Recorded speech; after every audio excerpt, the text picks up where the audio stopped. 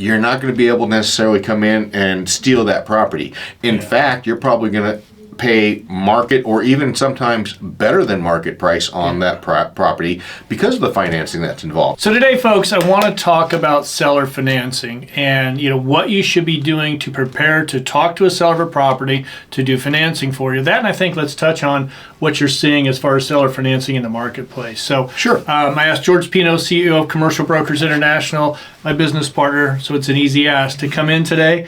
And thank you for coming over, George. Thanks for having me. So let's start off with what you're seeing in the marketplace first. A little bit of what I'm seeing, the last few years when it was really hot, obviously we didn't see much seller carryback, right? Or offers for that. But we're actually starting to see that now, where we're seeing properties being advertised that the seller will carry. Right now, it's lower leverage, which is understandable given the current market conditions. But they are offering a little bit better terms as far as interest rates, paybacks, interest only even.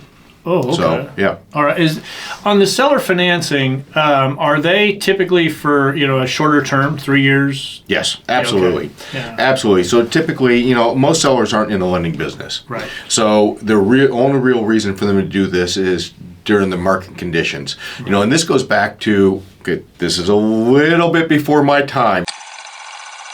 But when I first got into real estate, all the old guys were talking about, in the early 80s and 70s, when interest rates were in the teens, it wasn't about the price. Yeah. It was about the terms and getting the seller to carry back.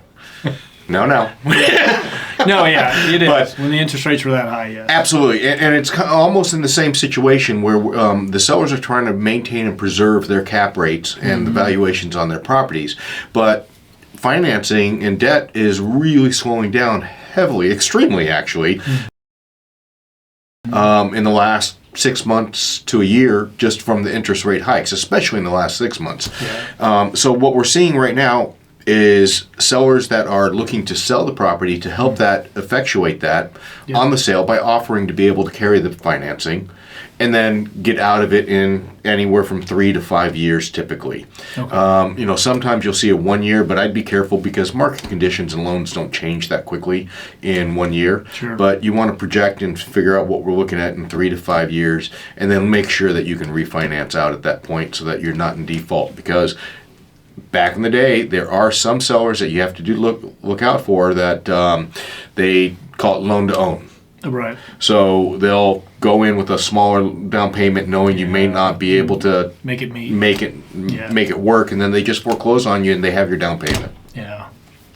So that leads me right into what we're wanting to do this video on. How do I prepare to talk to a seller about doing seller financing? What do I need to put together? And if you guys have questions for any of this, put it in the comments. We'll answer your questions. So don't hesitate to reach out and ask these questions.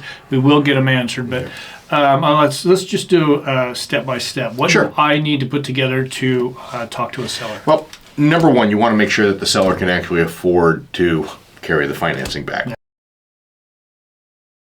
Yeah. So, even if they're offering it, you're going to want to make sure you're running everything through title, preferably with an agent that's overseeing it, so that they can run a search, make sure that there are no liens that you're going to be subordinate to. And because the last thing you want to do is come into a position where, you're actually subordinate or the lender's subordinate to other people. And if he defaults on those obligations, then they can take the property away from you. So you want to make sure that title's clean and clear, or will be clear by paying off the existing note or any liens that they have upon the sale with some of the proceeds coming in. That's number one.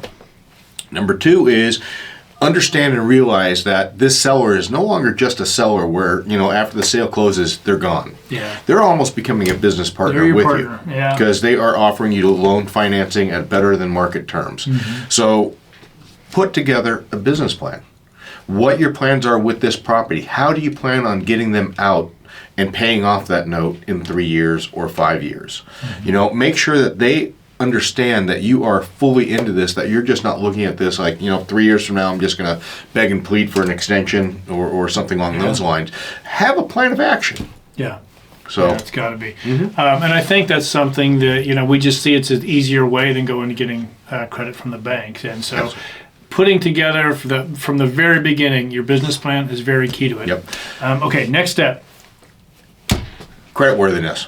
Because that's what every seller is going to want and understand. So make sure that your credit's in position, that you don't have any defaults. You're going to want to make sure that if you're going into this with perhaps an existing company, that the company is up to date with the state, that they don't have any issues with the state charter, and that you're at, or if it's out of state entity, that they are authorized to purchase in the state. So make sure everything's in place, but also be very upfront. So if you know there's an issue on your credit, communicate it. Yeah. I think it's easier to say, yes, there was an issue here, and this is because of this, versus I'm going to pretend I don't see it, and hopefully they don't catch it, because we're talking about millions of dollars. They're going to catch it.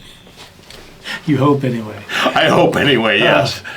All right. There should be at least one more step. Well, the last step is going to be the negotiating part of it, right, and how you approach it.